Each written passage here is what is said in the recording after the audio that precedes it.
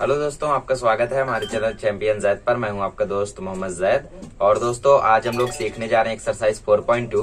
तो जैसा कि मैंने पिछले लेक्चर में कहा था कि डिटरमिनेंट को सॉल्व करना कभी कभी हमारे लिए काफी ज्यादा बोरिंग हो जाता है, डिफिकल्ट हो जाता है, चैलेंजिंग हो जाता है नहीं बट हो जाता है। तो कुछ प्रॉपर्टीज ऐसी लाई गई जो स्पेसिफिक कंडीशंस पर उनको अगर हम लोग यूज करें तो डिटरमिनेंट को बिना एक्सपांड किए हम बता देंगे कि आखिर इसकी वैल्यू क्या होगी। ठीक है, जैसे हम लोग 25 इंटू 25 इसका स्क्वायर निकालते थे। ठीक है, तो आपसे पूछा जाए कि इसका स्क्वायर क्या होगा, तो आपके पास एक रास्ता तो ये है कि 25 इंटू 25 ऐसा करके सॉल्व करो। इधर आपको ट्रिक पता है कि इसको मल्टीप्लाई करो, आया 25, फिर इसमें एक ऐड करके मतलब 3 मल्टीप्लाई कर दो, इससे 2 से ही हो जाएगा 625। ये हो गया इसका स्क्वायर। तो वैसे ये यहाँ पे स्पेसिफिक कंडीशन है, यूनिट पे 5 है तो हम लोग ये यूज कर पा रहे। तो वैसे ही डिटरमिनेंट में भी कुछ कंडीशंस हैं जिन पे अगर वो कंडीशन सेटिस्फाई होती है तो वो प्रॉपर्टीज का यूज करके हम लोग वहां पे डायरेक्टली आंसर फाइंड कर सकते हैं, उन प्रॉपर्टीज को यूज कर सकते हैं, so that your calculation would be become very convenient. ठीक है, सो फर्स्ट प्रॉपर्टी आप लोग टेक्स्ट बुक निकाल के रखे। पहली प्रॉपर्टी बोलिए कि वैल्यू ऑफ डिटरमिनेंट जो है वो अनचेंज रहेगी अगर उसका जो रो है वो कॉलम में बदल गया और जो कॉलम है वो रो में बदल गया। For example A11, A12, A13, A21, A22, A23, A31, A32, A33, this is your determinant. ये आपका एक डिटरमिनेंट है। ठीक है, तो अगर ये जो A11, A12, A13 है इसको मैं ऐसा लिख दूं, इस रो को मैं कॉलम में बदल दूं, ये क्या है, ये रो है, ये रो है, और ये क्या है, ये कॉलम है। तो इसको मैं अगर कॉलम में बदल दूं और कॉलम को रो में बदल दूं, मतलब इसको ऐसा कर दूं A11, A12, A13, A21, A22, A23, A31, A32, A33। तो अभी क्या हुआ, यहाँ पे रो कॉलम में बदल गया, कॉलम रो में बदल गया, बट फिर भी जो इसका आंसर रहेगा वो उतना ही रहेगा। Value of determinant remains unchanged, this is your property 1। तो मैं फर्स्ट प्रॉपर्टी यहाँ पे P1 करके डाल देता हूँ। ठीक है, क्योंकि बोर्ड उतना बड़ा है नहीं। तो यहाँ पे लिखो वैल्यू ऑफ डी सेम रहेगा अगर जो रो है वो कॉलम में बदल जाए या कॉलम रो में बदल जाए। Okay, this is the first property. Now second property, if any two rows for the column और the column of the determinant are interchanged then the value of determinant changes its sign. For example, ये आपका एक रो है, ये आपका एक रो है, अगर ये यहां चला जाए और ये वाला यहां चला है, ठीक है, मतलब ये कुछ ऐसा हो जाए A31, A32, A33 और A21, A22, A23 तो ऐसे रहेगा, और फिर A11, A12, A13। अगर ये जो है हम लोगों का इसकी वैल्यू ऐसी हो जाए तो आंसर सेम रहेगा। समझ लो इसका 17 आ रहा था तो इसका भी 17 ही आएगा, बस यहाँ माइनस आ जाएगा। यहाँ माइनस आ रहा होगा तो ये प्लस हो जाएगा, यहाँ 19 आ रहा होगा तो यहाँ -19 हो जाएगा। मतलब क्या है कि अगर हम लोग इंटरचेंज करें, कॉलम को ऊपर कर दें, मतलब रो या कॉलम में, हम लोग ऐसा भी कर सकते हैं, इसको हम लोग यहाँ कर दें इसकी जगह, ये भी कर सकते हैं। ठीक है, तो अगर रो या कॉलम में हम लोग इंटरचेंजिंग करते हैं तो value of determinant will be same but it will change its sign. तो प्रॉपर्टी 2 वही हम लोगों का कि जो रो का ith कॉलम है वो रो के jth कॉलम से इंटरचेंज हो जाए, या कॉलम का ith कॉलम के j से इंटरचेंज हो जाए, तो d की वैल्यू -d के इक्वल हो जाएगी, मतलब साइन चेंज हो जाएगी। Okay, this is your second property. Now we will take a look at the third property, if any two rows of a determinant. ये सबसे इजी प्रॉपर्टी है और मस्त प्रॉपर्टी है, मोस्ट यूजेबल प्रॉपर्टी है, सबसे ज्यादा यूज हुआ है इस प्रॉपर्टी का। सो आई हैव अ डिटरमिनेंट 1 2 3 4 5 6 1 2 3। अब यहाँ पे देखो, ये भी 1 2 3, ये भी 1 2 3 है, तो इसका आंसर 0 होने वाला है। सॉल्व करके चेक कर लेना, इसका आंसर 0 आएगा। कैसे पता चला, यहाँ पे देखो ये कॉलम सेम है, तो अगर दो कॉलम या फिर दो रोज कभी भी दो रोज या दो कॉलम हम लोगों के आइडेंटिकल हो जाए, सेम हो जाए, तो वैल्यू क्या हो जाएगी डिटरमिनेंट की, 0 हो जाएगी। ठीक है, जैसे मैं लिखूं 2 4 6 5 4 9 2 4 6, तो यहाँ पे देखो 2 4 6 सेम हो गया, तो value of determinant will be directly 0। तो इसको हम लोग कोड में कैसा लिख सकते हैं, कोड में हम लोग लिख सकते हैं दैट इज R1 इफ, ठीक है, R1 is equal to R2, ठीक है, देन D की वैल्यू क्या हो जाएगी, 0, और जो R1 है R3 के इक्वल है, या फिर R2 R3 के इक्वल है, मतलब कोई भी रो कोई भी कॉलम किसी के भी इक्वल है, तो जो D की वैल्यू होगी वो 0 हो जाएगी। This is the third property. अब हम लोग देखते हैं फोर्थ प्रॉपर्टी, बट मैं इसको थोड़ा सा इरेज करता हूँ वरना इसी में थोड़ा सा कंफ्यूजन हो सकता है। आइए गाइस प्रॉपर्टी 4 देखते हैं। प्रॉपर्टी 4 में बोला if each of the element of a row of a determinant is multiplied by a constant, ठीक है, then the new determinant is k times the value of the determinant. तो समझ लो यहाँ पे ऐसा कुछ है 4 इंटू 3, 3 इंटू 3, 9 इंटू 3 और यहाँ पे दिया 2 1 4 6 5 3। तो यहाँ पे देखो ये क्या है हम लोगों का, ये मल्टीपल है और ये क्या है कांस्टेंट है और साथ ही में सेम भी है 3 3 3 सेम है ना। तो इसको हम लोग बाहर निकाल सकते हैं। तो इसको हम लोग ऐसे लिख सकते हैं 3 4 2 1 3 4 6 9 5 3। क्या किया हम लोगों ने इस 3 को इस 3 को इस 3 को कॉमन ले लिया, ऐसा समझ लो, ठीक है, अगर डायरेक्टली नहीं समझ रहा है तो। कभी भी अगर कांस्टेंट कोई किसी का मल्टीपल रहेगा डिटर्मिनेंट में और हर एक सेम रहेगा, कांस्टेंट रहेगा, तो उसको हम लोग बाहर निकाल लेंगे लाइक दिस। ओके, तो प्रॉपर्टी 4 को कोड में मैं लिख देता हूं, ठीक है। We can take out the multiple directly. कोई भी अगर मल्टीपल रहेगा हम लोगों का उसको हम लोग बाहर निकाल सकते हैं from the value of determinant.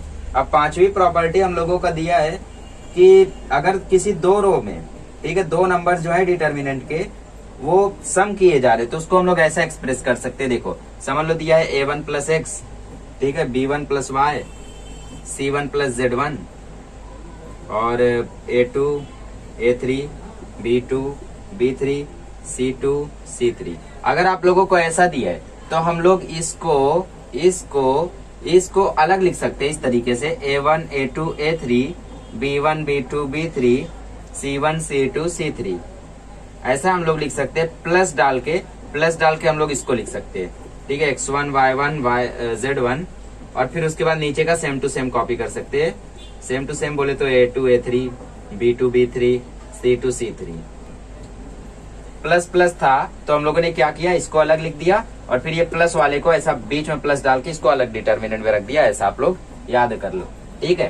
तो प्रॉपर्टी 5 यही कहती है कि हम लोग अगर एक भी रो में इफ r1 या फिर कॉलम, ठीक है, ith रो या फिर ith कॉलम में जो भी हम लोगों का कोई भी एक मल्टीपल है, ठीक है, कोई भी एक ऐड हो रहा है,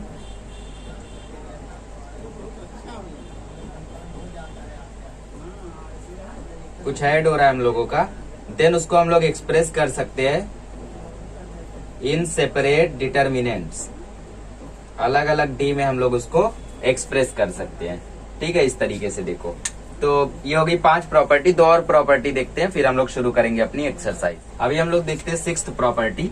6th प्रॉपर्टी में बोला if a constant multiple of all elements of any row और column is added to the corresponding element और एनी अदर रो और column then the value of new determinant of 10 is same as the original one. Okay, for example आपके पास एक ऐसा determinant है a1 a2 a3 b1 b2 b3 c1 c2 c3। तो आपको क्या करना है, आपको कॉलम वन में आपको 2 से मल्टीप्लाई करके उसको ऐड करना है 2k से, ठीक है। तो 2c2 सॉरी कॉलम 1 में आपको 2 से मल्टीप्लाई करके c2 मतलब कॉलम 2 मतलब ये वाले पार्ट को ऐड करना है। मतलब कैसा, a1 plus 2b1 a2 plus 2b2 a3 plus 2b3। अगर ऐसा आप करते हो तो जो वैल्यू रहेगी डिटर्मिनेंट की वो चेंज बिल्कुल भी नहीं होगी। तो मतलब आप ऐसा काम कर सकते हो जैसे हम लोगों का होता था ना, x plus y is equal to 9 2x minus 3y is equal to 4। तो हम लोगों को क्या करना था, इसको कॉमन बनाना रहता था। तो या तो हम लोग इधर 3 से मल्टीप्लाई करें, बट हर जगह करना पड़ता था तभी काम चलता था, एक जगह करके नहीं चलता था, ठीक है। तो वैसे यहाँ भी है, हम लोग अगर एक जगह कर रहे तो नहीं चलेगा, पूरे के पूरे कॉलम में कॉलम 2 को 2 से मल्टीप्लाई करके या 3 से मल्टीप्लाई करके या 9 से मल्टीप्लाई करके ऐड या सब्ट्रैक्ट हम लोग कर सकते हैं। यही हम लोगों की प्रॉपर्टी 6 है, ठीक है। ऐसा आप लोग इसको लिख सकते हो। चलो अभी हम लोग देखते हैं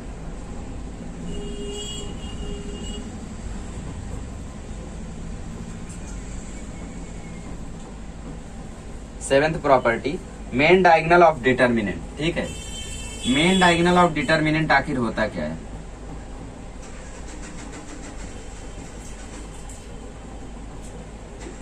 समझ लो आपके पास एक डिटर्मिनेंट है 1 2 3 4 5 6 7 8 9, ऐसा कोई आपके पास डिटर्मिनेंट है।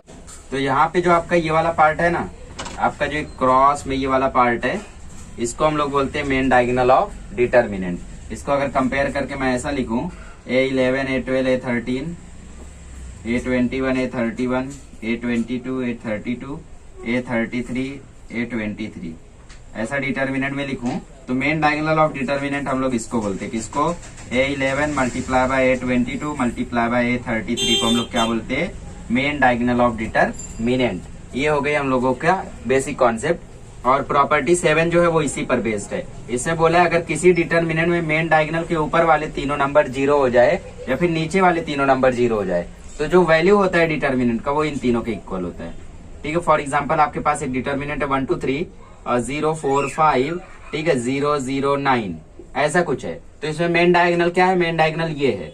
तो मेन डायगोनल के ऊपर देखो सब कुछ 0 है, तो उसका आंसर क्या होगा? उसका आंसर होगा 1 × 4 × 9। ठीक है, ये इसका करेक्ट आंसर होगा। फॉर एग्जाम्पल आपका देखो ये 0 0 अगर है 0 0 0 और इस पे कुछ ना कुछ है 5 6 7 जो भी है, तो यहाँ पे अगर 0 0 हो गया या यहाँ पे 0 0 हो गया तो जो आंसर है वो ऐसा ही रहेगा। ये हो गई प्रॉपर्टी 7। प्रॉपर्टी 7 कहाँ बेस्ड है? मेन डायगोनल ऑफ डिटर्मिनेंट पे। तो जब तक हम लोगों को जगह की कमी नहीं पड़ेगी तब तक मैं प्रॉपर्टी को लिखे रहने दूंगा ताकि आप लोगों को थोड़ी सी आसानी हो। ठीक है, प्रॉपर्टी 6 समझे ना? हम लोग किसी भी रो में किसी कॉलम का ऐड कर सकते हैं और उसको मल्टीप्लाई करके भी ऐड कर सकते हैं, किसी तरीके से भी ऐड कर सकते हैं। क्वेश्चन देखोगे तो ज्यादा क्लियर होगा। ये समझा मेन डायगोनल ऑफ डिटर्मिनेंट क्या होता है? ठीक है, चलो यहाँ पे 0 0 रहेगा या यहाँ पे 0 0 रहेगा, दोनों में से कहीं पे भी, तो उसका आंसर इसके मल्टीप्लाई के इक्वल होगा। 1 × 4 × 9 आंसर आएगा 36। इसको कर लो, फिर हम लोग शुरू करते हैं एक्सरसाइज 4.2। आइएगा शुरू करते हैं फाइनली एक्सरसाइज। प्रॉपर्टीज आपके सामने, ठीक है। एक प्रॉपर्टी 6 भी है। प्रॉपर्टी 6 में हम लोग लिख सकते हैं कि C1 में हम लोग C1 + 2 C2 कर सकते हैं, या फिर इसमें K लगा देता हूँ। K मतलब कांस्टेंट रहना चाहिए, किसी भी नंबर से मल्टीप्लाई कर सकते हो, आपकी मर्जी। R1 में R2 ऐड करो, R3 ऐड करो, मतलब जो भी आप ऐड करना चाहो कर सकते हो। किसी भी रो का टोटल ही ऐड कर सकते हो, किसी भी कॉलम का टोटल ही ऐड कर सकते हो, मल्टीपल लगा के भी ऐड कर सकते हो, इवन सब्ट्रैक्ट भी कर सकते हो। ओके, चलो ये क्वेश्चन देखो। इसे बोला without expanding find the value of D। इधर देखो 1 1 1 है, इधर ABC है, इधर BC AC B है। ध्यान से देखो, इधर BC है, A लगा दे तो ये ABC हो जाएगा। इधर AC है, B लगा दे तो ये ABC हो जाएगा। इधर AB है, C लगा दे तो ये ABC हो जाएगा। मतलब ये तीनों ABC हो सकता है। और एक बार ABC अगर तीनों कॉमन हो गया तो इसको हम लोग बाहर खींच लेंगे, है ना? बाहर खींच लेंगे तो बचेगा 1 1 1 और 1 1 1 यहाँ भी है, यहाँ भी हो जाएगा, तो वैल्यू क्या हो जाएगी? 0। बिकॉज अगर दो चीजें आइडेंटिकल होती हैं, ठीक है, अगर R1 R2 के इक्वल है या R1 R3 के इक्वल है या C1 C3 या कोई किसी के भी इक्वल है, तो हम लोगों का जो आंसर है वो 0 हो जाता है। तो हम लोग वही करेंगे। यहाँ पे जो C3 है उसमें हम लोग C2 का ऐड करेंगे, ठीक है। तो ये 1 1 1 1 ही रहेगा। ये ABC भी आपको ऐसे ही लिखना है। यहाँ पे हो जाएगा A + B + C, यहाँ पे हो जाएगा A + B + C, यहाँ पे हो जाएगा A + B + C। ठीक है, अब देखो कॉमन ले लेते हैं। 1 1 1 ABC, यहाँ पे 1 ले लो, अंदर बचा A + B + C, यहाँ पर 1 ले लो, अंदर बचा A + B + C, यहाँ पर 1 ले लो, अंदर बचा A + B + C। ठीक है, अब बाहर निकाल लो। बाहर निकाल लोगे A + B + C को तो अंदर बचेगा 1 1 1 1 ABC 1 1 1 1। ठीक है, अब देखो 1 1 1 1 आइडेंटिकल हो गया, तो यहाँ पे लिखो by the property of determinant, by the property of determinant A + B + C जो है उसकी वैल्यू हो जाएगी 0 × 0। देयरफॉर D = 0, क्योंकि इससे ये मल्टीप्लाई होगा तो 0 ही आने वाला है। ठीक है, ये क्या हम लोग फाइंड कर रहे थे? ये वैल्यू ऑफ डिटर्मिनेंट हम लोग फाइंड कर रहे थे। समझे कैसे करना है? ठीक है, आइडेंटिकल बनाओ, मल्टीप्लाई करो, आंसर आ जाएगा। बहुत इजी है, इसको कर लो। फिर हम लोग देखते हैं सेकंड वाला। आइएगा क्वेश्चन नंबर 2 का वैल्यू फाइंड करते हैं। तो यहाँ पे देखो, इधर x x x ये वाला पार्ट दिख रहा है, ठीक है, रो 3 है। तो ध्यान से देखो, ये तीनों में क्या खास है? तीनों के तीनों 3 के मल्टीपल है। और अगर मैं यहाँ से 3 बाहर निकालता हूँ तो बचेगा क्या? यहाँ से 3 बाहर निकालूंगा तो 3 2 6 होता है, तो 2 बचेगा। यहाँ से 3 बाहर निकालूंगा तो 3 3 9 होता है, तो 3 बचेगा। यहाँ से 3 बाहर निकालूंगा तो 3 4 12 होता है, तो 4 बचेगा। देखो 4 4 3 3 2 2, 2 कॉलम सेम, सॉरी 2 रो सेम हो गया। तो यहाँ पे क्या हो जाएगी वैल्यू? वैल्यू D की 0 हो जाएगी। हो गया है इसका भी आंसर। ठीक है, लेट्स फाइंड आउट। तो यहाँ पे हम लोग लिखेंगे और D = इसको पहले थोड़ा सा एक्सपांड करेंगे ऐसा, 2 × 3x 3 6, 3 × 3x 4 8, 3 × 4x, sorry 4 × 3x, क्योंकि कॉमन रहना चाहिए ना, 3x 3x 3x। अब 3x कॉमन हो गया तो 3x बाहर निकाल लो, इधर बचेगा 252 363 484। Therefore by the property of determinant 3x into 0 D की वैल्यू आ गई 0। ठीक है, यहाँ पे लिखो by the property of determinant. ये लिखने की जगह आप लोग अगर ऐसा भी लिखते हो, इफ एनी टू रोज और columns of a determinant are identical then the value of determinant is 0, ऐसा लिखते हो तो और अच्छी बात है। ठीक है, ये हो गया आपका सेकंड वाला। थर्ड वाला भी यही करा दूं। थर्ड वाला कौन सा है, लंबा है थोड़ा सा, ठीक है, उसको अलग कराता हूँ। आइए गाइस क्वेश्चन नंबर 3 करते हैं। इसमें देखो ये 2 7 3 8 5 9 तो ठीक है, यहाँ पे तो इतने बड़े बड़े नंबर आ गए। जब भी इतने बड़े बड़े नंबर दिखे और आजू बाजू छोटे छोटे नंबर हो तो समझ जाना वहाँ मल्टीपल वाला फॉर्मूला लगेगा। ठीक है, जैसे 65 को मैं 9 7 या 63, ठीक है, ऐसा लिख सकता हूँ 65 माइनस 9 इंटू 7, और फिर 75 माइनस 9 इंटू 8, फिर 85 माइनस 9 इंटू 9। ध्यान से देखो, यहाँ पे 9 इंटू 8 किया, यहाँ पे 8 है, 9 इंटू 9 किया, यहाँ पे 9 है, 9 इंटू 7 किया, यहाँ पे 7 है। इट मीन्स कि हमें क्या करना है, हमें जो C3 है, C3 में हमें क्या करना है, 9 इंटू C2 करना है। ठीक है, C3 माइनस 9 इंटू C2 करना है। तो D इज इक्वल टू यहाँ पे आ जाएगा 2 3 5 7 8 9। तो C3 क्या है 65 माइनस 9 इंटू C2 क्या है 7, फिर ये 75 माइनस 9 इंटू C2 क्या है 8, फिर 85 माइनस 9 इंटू C2 क्या है 9। तो यहाँ पे आ गया 9, खोलो क्लोज। ठीक है, इसके बेसिस पे आपने ये किया। फिर 2 3 5 हो गया, 7 8 9 हो गया, 65 माइनस 63 ये हो गया, 75 माइनस 72 ये हो गया, 85 माइनस 81 ये हो गया। ठीक है, चलो आगे अब कैलकुलेट करते हैं। आंसर आ चुका है। ठीक है, ये हो जाएगा 2 3 5, ये हो जाएगा 7 8 9, ये हो जाएगा 2 3 5 2 3 5। ठीक है, इस तरीके से। चलो आई थिंक यहाँ पे क्वेश्चन में कुछ चेंजेस है। ओके, यहाँ पे 86 रहेगा आपका। ठीक है, ये 86 रहेगा तो ये 5 आएगा। ठीक है, वरना 85 माइनस 81 4 हो जाता। तो इधर क्वेश्चन में चेंज करो 86 से। तो यहाँ पे दो रोज देखो आइडेंटिकल हो गई, और जब दो रोज आइडेंटिकल होती है तो डी की वैल्यू क्या हो जाती है 0। हो गया answer. Dot dot dot dot करके ये प्रॉपर्टी उतार देना इस स्टेटमेंट में। If any two rows of the determinant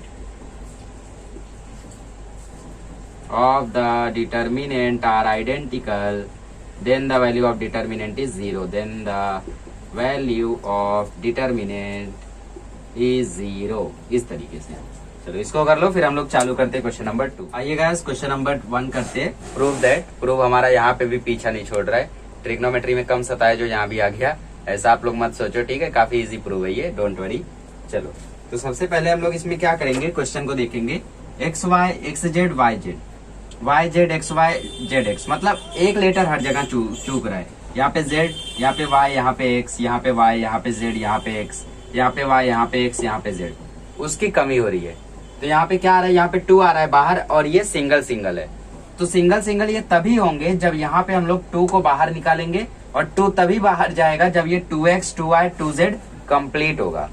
तो कंप्लीट कब होगा, कंप्लीट होने के लिए जरूरत है, जैसे एक्स वाई में एक्स जेड ऐड करूँ तो 2x हो जाएगा, फिर वाई जेड भी ऐड करूँ तब वाई वाई 2y होगा, और जेड जेड 2z होगा। मतलब मुझे क्या करना है, मुझे R1 में R1 plus R2 plus R3 करना है, पूरे रो में सबका ऐड करके लिखना है पहले।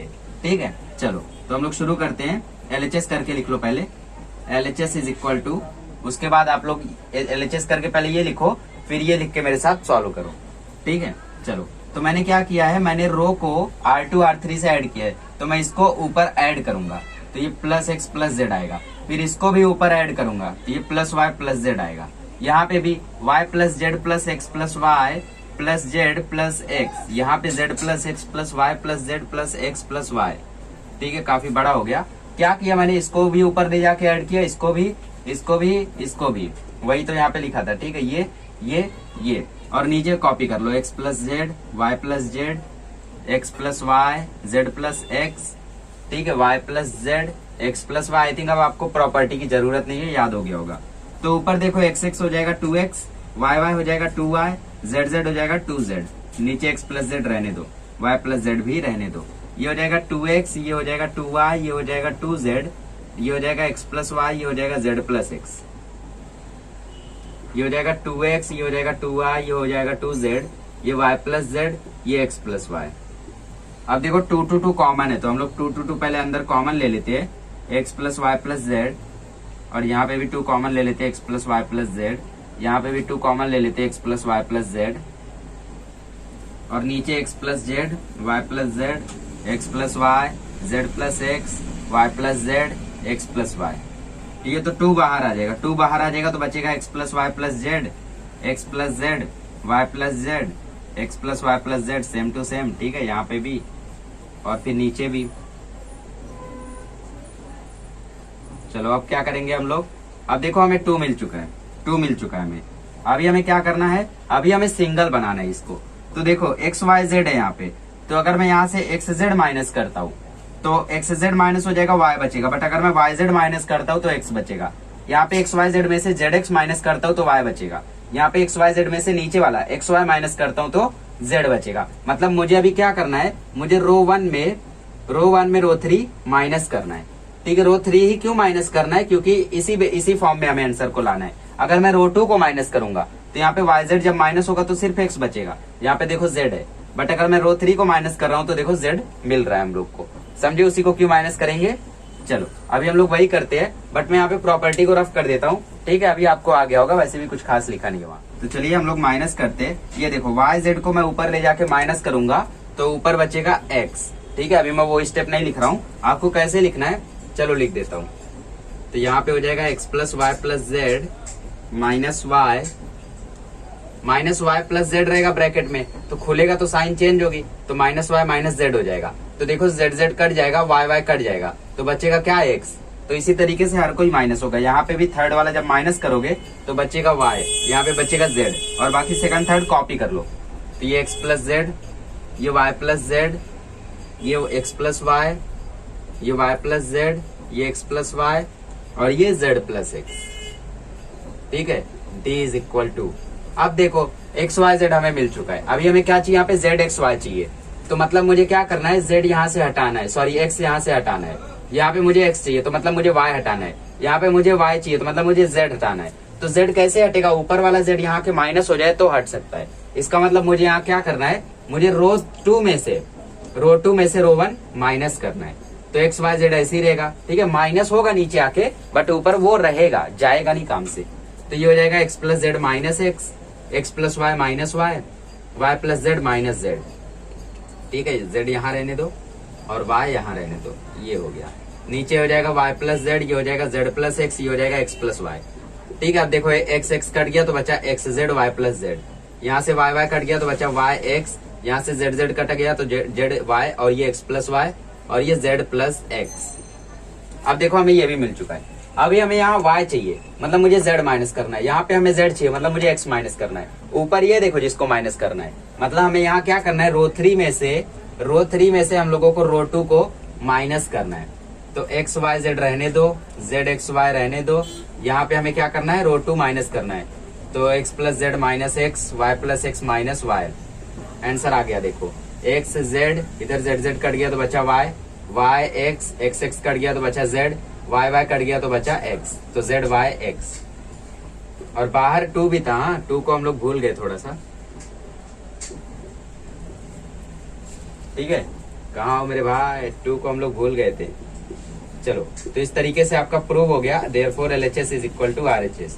बहुत ही इजी है, खाली आपको थोड़ा सा समझ के करना है। जैसे यहाँ पे हम लोग समझ रहे थे ना कि यहाँ से इसको ही माइनस करना है, इसको ही क्यों करेंगे, क्योंकि ये ही माइनस होगा तो ही हम लोगों को ये आंसर मिलेगा, वरना कुछ और मिल रहा था।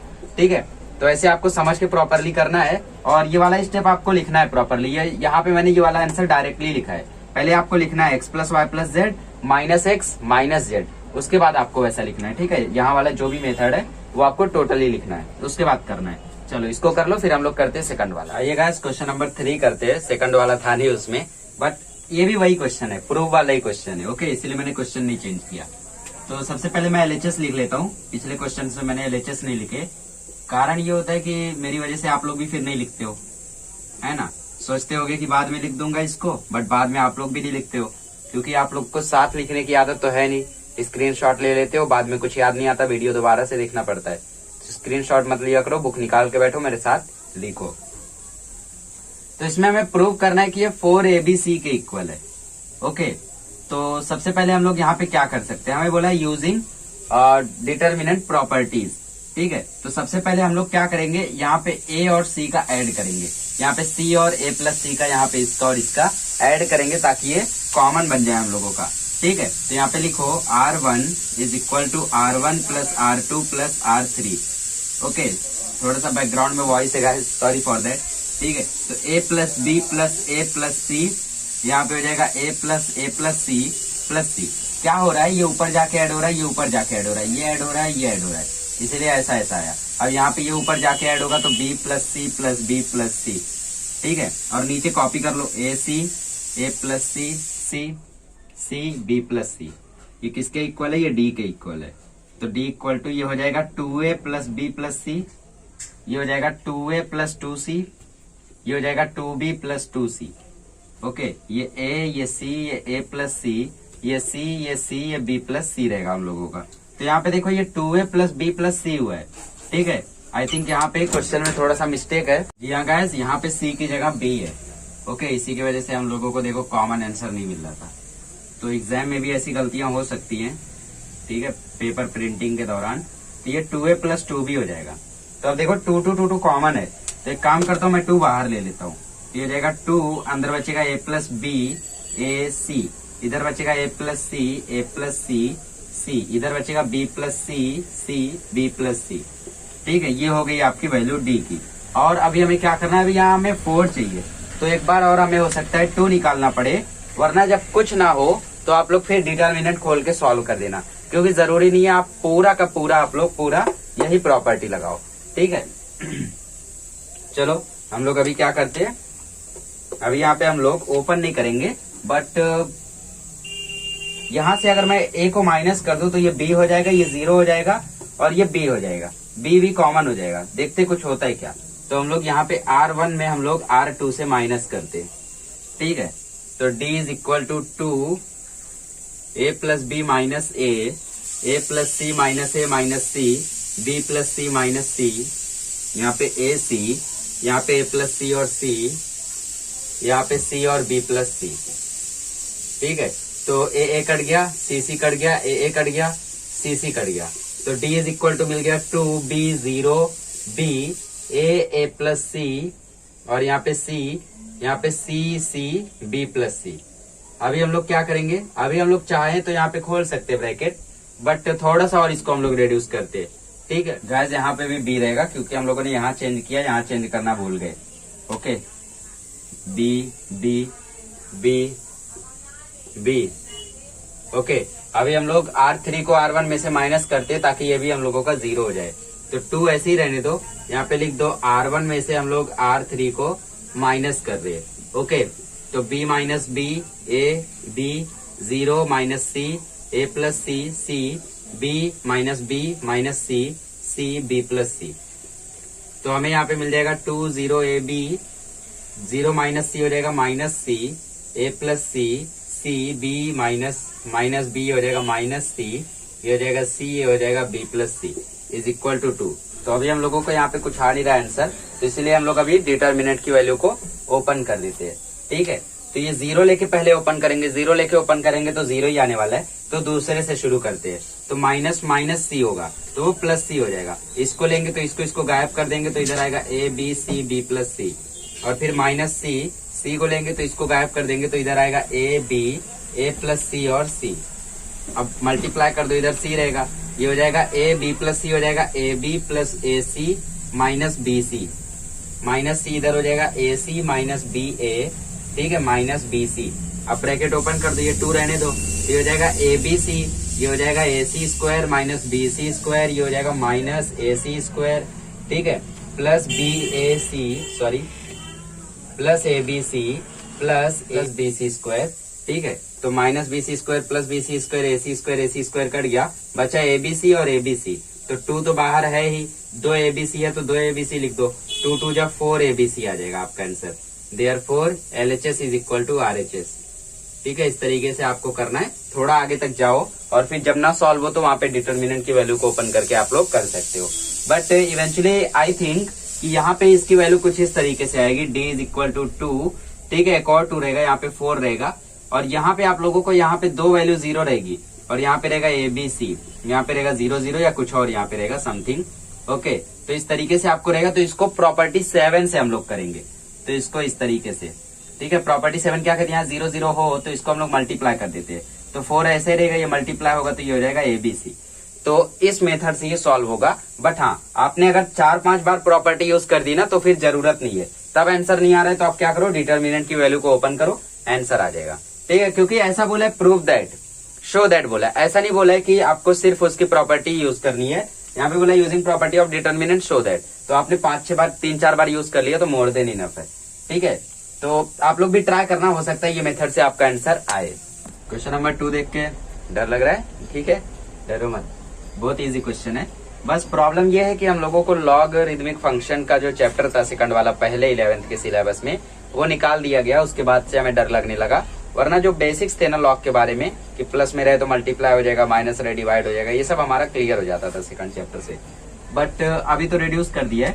तो ये वाला जो फॉर्मूला है इसको समझ लो, ये जो आपका लिखा है ना लॉग एक्स जेड, इसको लॉग एक्स जेड मत पढ़ो, इसको पढ़ेंगे log z to the base x, ठीक है। मतलब बेस में कौन है, एक्स है, और इसको हम लोग ऐसे लिख सकते हैं log z upon log x, ठीक है। साथ ही में यहाँ पे कोई नंबर लेटर लगा सकते हैं, एम लगा सकते हो, पी लगा सकते हो, ठीक है, P M, but same to same लगाना है तो एम लगा दो। इसको लॉग एक्स जेड को, अगर वो लॉग वाई जेड है तो उसको कैसा लिख सकते हो, log z upon log y. ऐसा जब रहता है तो उसको हम लोग ऐसा लिख देते हैं, ऐसा रहता है तो हम लोग ऐसा लिख देते हैं। इसी में ऐसा ही चेंज करना है। अच्छा, अभी समझ लो ऐसा कुछ है लॉग एक्स, ठीक है, टू दी बेस एक्स, तो इसको हम लोग लिखेंगे log x upon log x, और यहाँ पे एम, यहाँ पे एम, ठीक है, लगा सकते हो अपनी मर्जी का। फिर अगर मैं इसको काटूं, देखो सेम सेम है, तो आंसर आ जाएगा 1। मतलब ये जो 1 है इसकी जगह मैं क्या लिख सकता हूँ, log x upon log x और log y upon log y, जो भी मुझे जमेगा वो मैं लिखूंगा, ठीक है। तो समझिए फॉर्मूला कैसा होता है, कैसी रीडिंग होती है इसकी। तो अभी हम लोग एलएचएस को लेते हैं और सॉल्व करते हैं। ओके, चलो, तो एलएचएस में जो भी हम लोगों का दिया उसको पहले लिख लो। 1 log y to the base x, log z to the base x, log x to the base y, 1 log y z, जो भी log z 1, ठीक है, एलएचएस हो गया। तो जो y x है इसको मैं कैसा लिखूंगा, 1 को मैं लिख दूंगा log x upon log x, ठीक है। यहाँ पे आप लोग चाहो तो लगा सकते हो, नहीं लगाने तो मत लगाओ, कोई प्रॉब्लम नहीं है।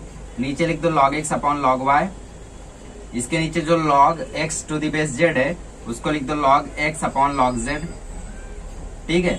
और फिर log y upon log x। फिर ये जो 1 है, 1 को किस में कन्वर्ट करोगे, y में या फिर x में या फिर z में। यहाँ पे x में किया है, x में ही क्यों किया, क्योंकि यहाँ पे yz था और x ऊपर ऊपर था, तो जब कॉमन निकालना रहेगा तो उसमें वो यूज करेंगे। तो यहाँ पे आप y में कन्वर्ट करो, तो ये हो जाएगा log y upon log y, और ये log y upon log z, ठीक है। ये हो जाएगा log z upon log x, ये हो जाएगा log z upon log y,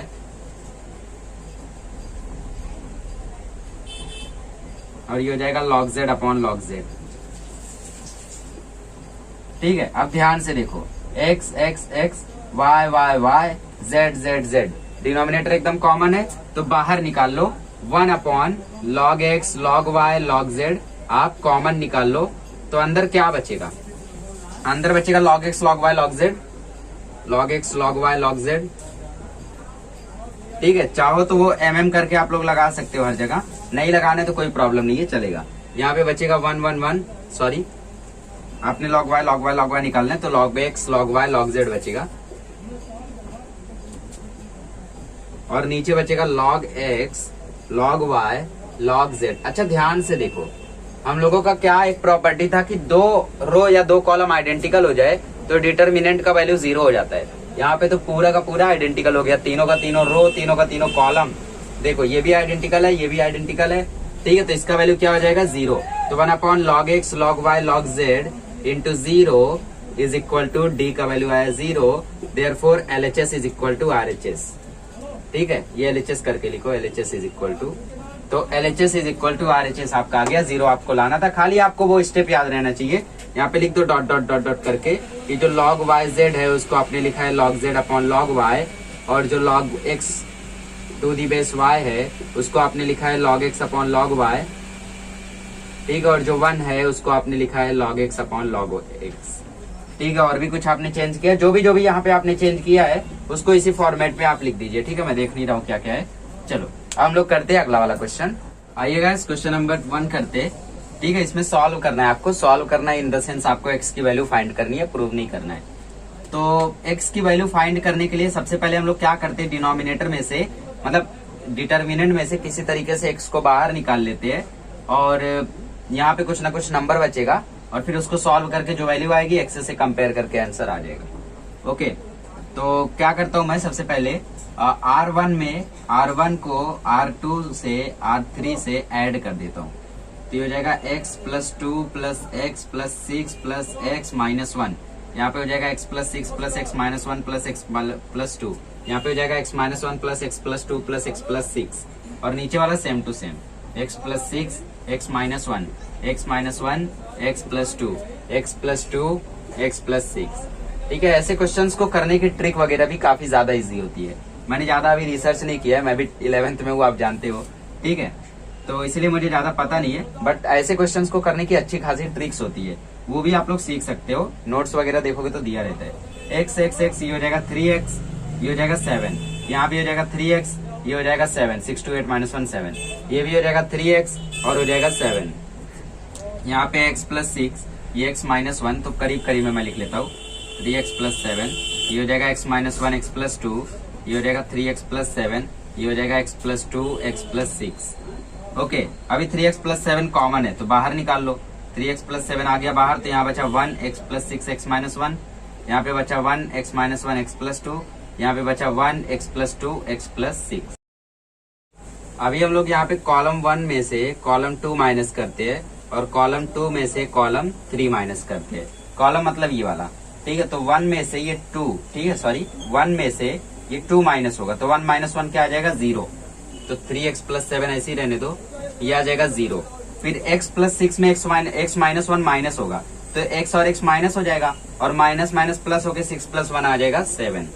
फिर x minus 1 minus x cut जाएगा, माइनस 1 माइनस 2 आ जाएगा माइनस 3, और फिर इधर C2 में मेरे को C3 माइनस करना है, तो 1 माइनस 1 ये हो जाएगा 0, फिर इधर भी माइनस होगा तो माइनस 1 माइनस 2 ये हो जाएगा माइनस 3, और फिर इधर भी ये माइनस होगा तो ये हो जाएगा माइनस 4, और इधर C1 में C2 हम लोगों ने माइनस किया, और यहाँ पे 1 x प्लस 2 x प्लस 6 को हम लोग ऐसे ही रहने देते। अभी हम लोग क्या करते हैं, अभी डिटर्मिनेंट ओपन करते, क्योंकि अभी इजीली हो जाएगा। क्यों? क्योंकि 2 तो 0 हो गया, सिर्फ इसमें ही तो लगाना है अभी फॉर्मूला। इज इक्वल टू 0 भी लिखते चलो, क्योंकि इक्वल टू 0 है। ओके चलो, तो 3x प्लस 7 ऐसे ही रहने दो, सिर्फ 1 को सॉल्व करते, 1 को लेंगे तो ये पार्ट कट जाएगा, तो 1 आया, 7 इंटू माइनस 4 माइनस 28 माइनस 3 या माइनस माइनस प्लस हो जाएगा तो माइनस 9, तो आंसर आ जाएगा 3x प्लस 7 इधर माइनस 37 इज इक्वल टू 0। अब मैं इसको 0 के वहां लेकर जाता हूँ, तो 3x plus 7 is equal to 0 upon minus 37, वो तो 0 ही हो जाएगा, ठीक है। तो 3x की वैल्यू आ गई माइनस 7, तो x की वैल्यू आ जाएगी माइनस 7 अपॉन 3, वेरी इजीली, ठीक है। हम लोगों ने क्या किया, ये जो माइनस 37 यहाँ मल्टीप्लाई में था, 0 के पास ले जाकर डिवाइड कर दिया तो 0 आ गया, आंसर आ गया, ठीक है। इसको कर लो, फिर हम लोग करते हैं नेक्स्ट वाला। क्वेश्चन नंबर 2 बहुत ही ज्यादा इजी है गाइस, ठीक है।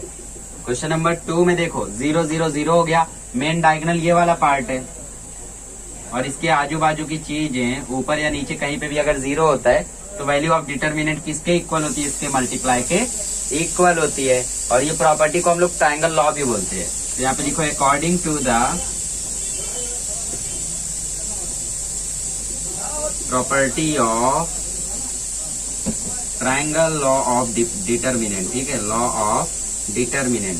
तो therefore d is equal to sorry x minus 1 x minus 2 x minus 3 is equal to 0 है, तो x की वैल्यू आ जाएगी 1, x की वैल्यू आ जाएगी 2, x की वैल्यू आ जाएगी 3, खत्म, ठीक है। बहुत इजी है।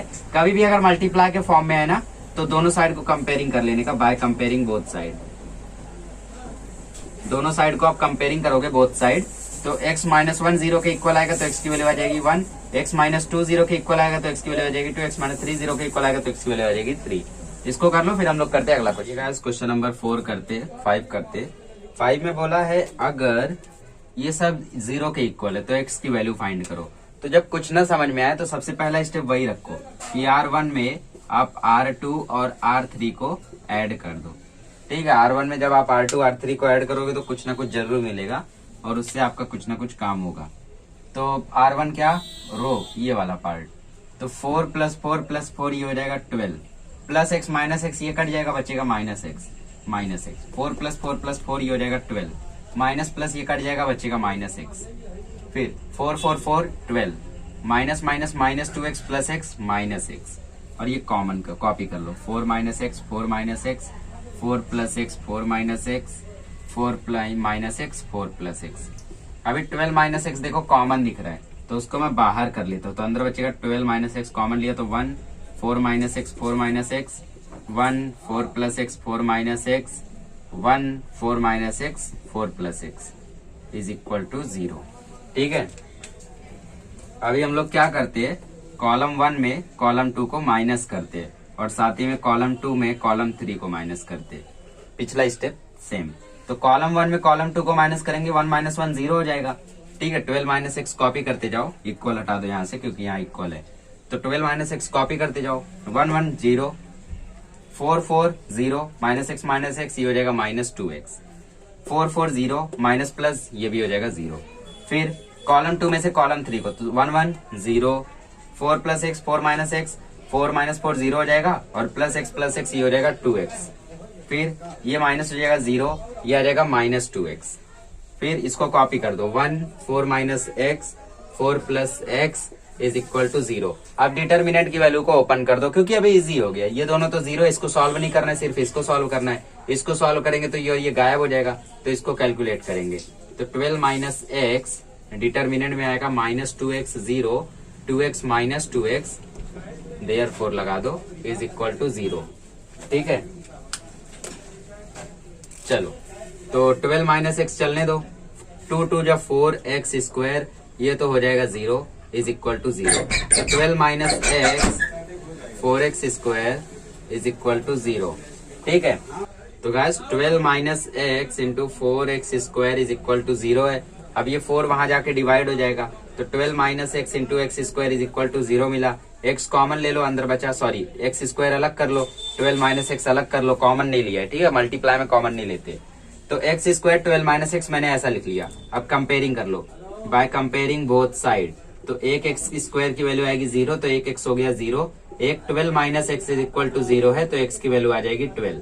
ठीक है, इस तरीके से आप लोग दोनों वैल्यू फाइंड कर सकते हो, काफी इजी है। इसको कर लो, फिर हम लोग करते हैं लास्ट वाला। आइएगा लास्ट क्वेश्चन करते हैं। लास्ट वाला भी आप लोगों को थोड़ा सा डिफिकल्ट लग सकता है, ठीक है, वैसे है काफी ज्यादा इजी। देखो, अगर मैं LHS RHS देखूं, कम प्रूव करना है, ठीक है, प्रूव करना है। LHS RHS अगर मैं देखूं तो यहाँ 2 2 1 है, यहाँ 1 6 3 है, मैच किससे हो रही है? 3 1 7 3 1 7। ठीक है, दिख गया, देखो 3 1 7 3 1 7, 3 2 6 3 2 6, 1 2 1, यहाँ 2 2 1 है, ये नहीं मैच कर रहा है। बट ये दोनों जो कॉलम है हम लोगों का, वो यहाँ जाके रो में कन्वर्ट हो गया है। ठीक है, मतलब हमें जो आंसर मिलेगा उसमें इंटरचेंजिंग भी करना पड़ेगा by the property third. Leave it, वो सब छोड़ो। ठीक है, हम लोग पहले इसको LHS को लेते हैं और सॉल्व करते हैं। तो यहाँ है 1 6 3 2 1 7, ये देखो ये बड़े नंबर है।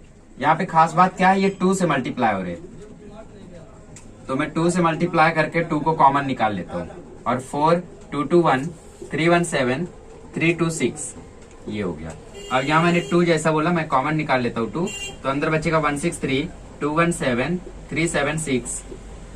ठीक है, इधर बचा 4 2 2 1 3 1 7 3 2 6। चलो आगे सॉल्व करते।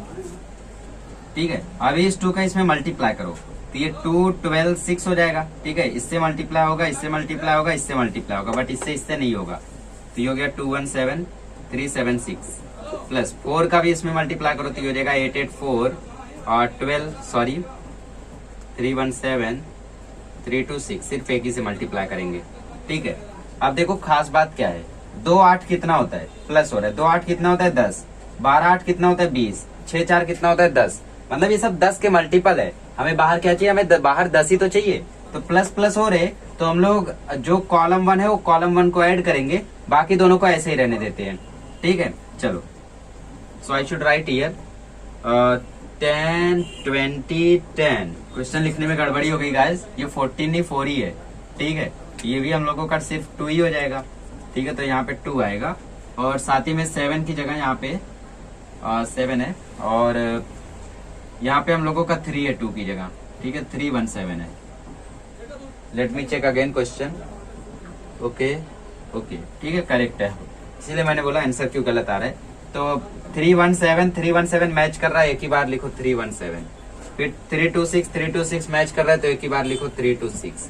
अब देखो इसमें से 10 बाहर निकाल लो, तो इधर बचेगा 1 2 1 3 1 7 3 2 6। फिर भी आंसर नहीं आ रहा है। हमें क्या चाहिए, हमें ये 1 3 3 ऐसा चाहिए, ये 2 1 2 ऐसा चाहिए, 1 7 6 ऐसा चाहिए। तो हम लोग क्या करेंगे, इंटरचेंजिंग कर देते हैं, by interchanging rows and columns. तो ये 10 ऐसे ही रहने दो, ये हो जाएगा 133, ये हो जाएगा 212, ये हो जाएगा 176। ठीक है, इस तरीके से। चलो LHS is equal to RHS।